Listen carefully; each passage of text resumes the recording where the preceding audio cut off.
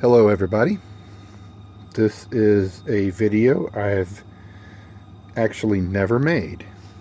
So it took a while to get all these out of their boxes, and most of them spend most of their time in a couple of different glass cases. But this is basically all of my HO model train locomotives. Everything you see in front of you is powered. Every single locomotive has factory installed sound, DCC and sound, and all locomotives are either made by Athearn or the three back rear, no, I take that back, or Atlas. My SD35s are Atlas. But I was just going to give a quick overview of what I've got here and then go through them a little bit more individually. Got a quartet of F units up here. I think these are F3s on either end with F7Bs in the middle. I've got all my SD45s here in front, and then 3 SD40s, and then in the back here I've got, it looks like, I think 6 Atlas SD35s, and then 4 GP38-2s Athearn Genesis, and 2 Athearn Genesis GP50s, a couple of Alcos in Tennessee Central, and then my most recent acquisition is something completely out of my time frame as well as fictitious, and that's an MR&T Milwaukee, Racine, and Troy -8, and that's an Atlas. All 3 of these last Atlases have ESU Loc sound in them, but I am going to go through these individually, so give me just a second. Okay, starting with my F units. This is basically two unit sets that I got very fortunate on. I just happened to be in the right place at the right time and got these for either 40 or 50% off, both sets being brand new. Got that at my favorite nearby train store down in Spencer, the little Choo Choo. And let me see if I can get in a little bit closer on some of these. These are real nice. All I've really done with these is change out the couplers. The level of detail is just fantastic. Every time they come out with F units, it seems like they do a better job, and that's real nice. The exhaust, like the upgraded exhaust they've put on all these.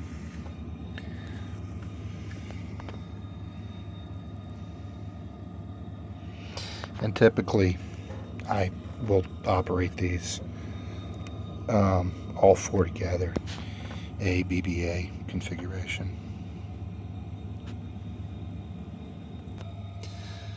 Okay, next I definitely would say my favorite Southern Railway locomotive is the SD45, and these are all Athearn ready to rolls with factory sound. You know, it's a little bit less than a regular Tsunami. It's got the economy in it, and you know, that's been good enough for me. I've done some experimenting with sounds and various things, and I much prefer not to have to mess with the sounds, so I'm fine with the sounds. The later released SD40s actually have an upgraded economic decoder, and it's actually got startup and shutdown sequences. But I was just going to go through these. 3101, I think, is factory. 3118 is factory. 3126, I think, is factory. I want to say 3123, maybe one that I changed a road number on. Definitely changed the road number on 3128. We got 3129, 3144, and then I did the road number change on 3145, and then 3153. I honestly can't remember if I did that one or not. I don't think so. I think that one came that way. I definitely did 3166.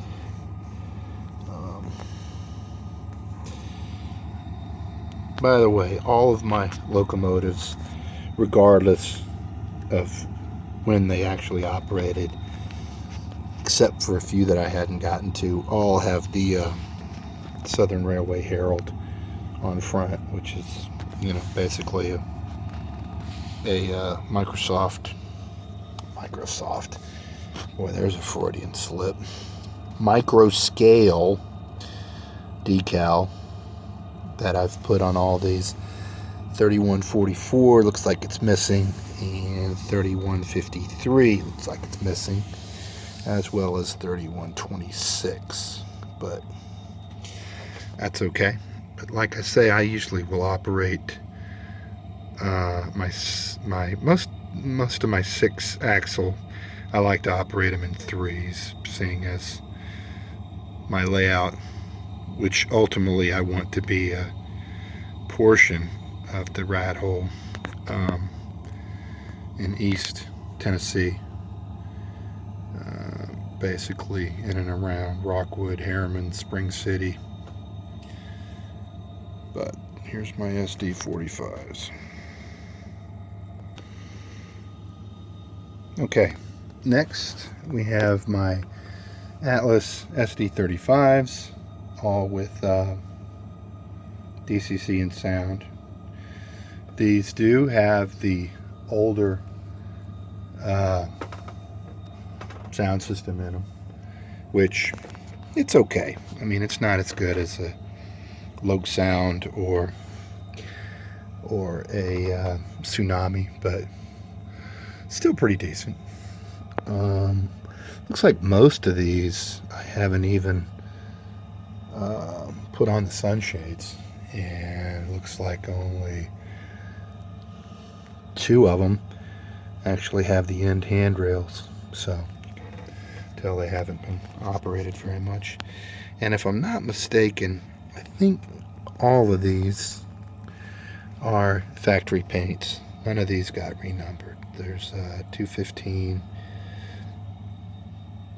219, 223,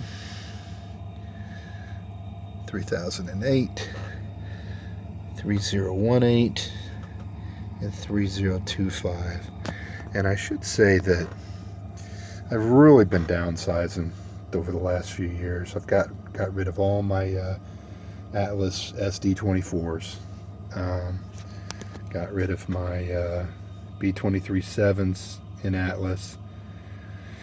Got rid of my GP30s, my Proto 2000 GP30s, and basically limited my locomotives to SD35s, 45s, 40s, 438s, and the 2 GP50s that I have. And I don't think I can ever get rid of those F units too. But so here are my SD35s. Okay, these are my Athearn ready to roll SD40s, which I recently got rid of 3170 just because it really is more of a modern locomotive. But if anybody from Athearn's watching this, I really want to tell them how excellent these SD40s are. The upgraded decoders are fantastic with the startup and shutdown sequences. Yeah, the detail is great. I mean, you're really not going to get a lot more on a Genesis, except maybe some lift rings. But these come totally ready to roll. Sunshades installed, all the handrails ready to go, and couldn't be happier with these. These typically, I'll run all 3 of these together. Speed's fine. The only thing I've really done to these is upgrade the couplers, but just excellent. They come in that newer kind of white Athearn ready to roll box, and these are just fantastic. Can't say enough about them. Okay, getting into the 4-axle locomotives. These are my GP38-2s. These are all factory sound, lettered.